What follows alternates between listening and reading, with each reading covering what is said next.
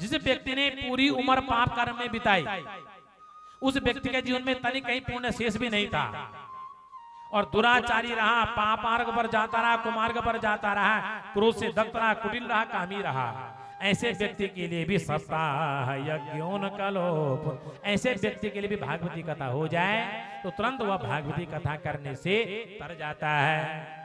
और 5 प्रकार के सज्जनों पाप होते हैं, ध्यान से सुनना। 5 प्रकार के पापों का विभाजन यहाँ पर किया गया है। कौन कौन से 5 पाप हैं कि पंचोग्र पापा सलसात्मकारिण क्रूरा पिशाचा इव नर्दयास ब्रह्म स्वपुष्टा व्यभिचार कारिण सप्ताह यज्ञेन कलो पुनन्ति ते। पंचोग्र पापा सलसत्म कारण, 5 प्रकार के पाप हैं। पहला पाप कौन सा है? छल करना, ये पाप में आता है। और दूसरा पाप है कपट जैसे व्यवहार करना। तीसरा पाप है क्रूर जैसा व्यवहार करना। और चौथा पाप है निर्दयी बन के संसार में जीना। और 5वां पाप सबसे घनघोर है।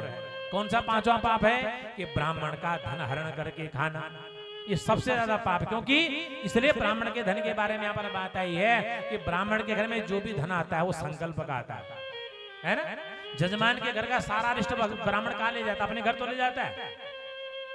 और ब्राह्मण उसको पचाने की क्षमता इसलिए रखता है क्योंकि भगवान ने ब्राह्मण को त्रिकाल गायत्री की दी है। गायत्री संध्या बंदन ब्राह्मण करेगा तो लिया गया पाप का समान उसी प्रकार हो जाता है जिस प्रकार से कपास का ढेर लगा, माचिस दिखाना, कपार के ढेर 1 मिनट में स्वाह हो जाता है, उसी प्रकार। लेकिन ब्राह्मण का धन हरण करके यदि कोई खाए तो महान पाप का दुगना भोगी बनता है। इसलिए 5 पाप जीवन में यदि कोई प्राणी ने भी किए हो तो केवल सप्ताह यज्ञेन कलो पुनन्ति, वह प्राणी भी सप्ताह भगवान की कथा करवाने से, करने से उसके लिए भी की जाए तो सजनों वह भी तर जाता है, उसको भी साक्षात वैकुंठ की प्राप्ति हो जाती है, वह व्यक्ति भी संसार से तर जाता है।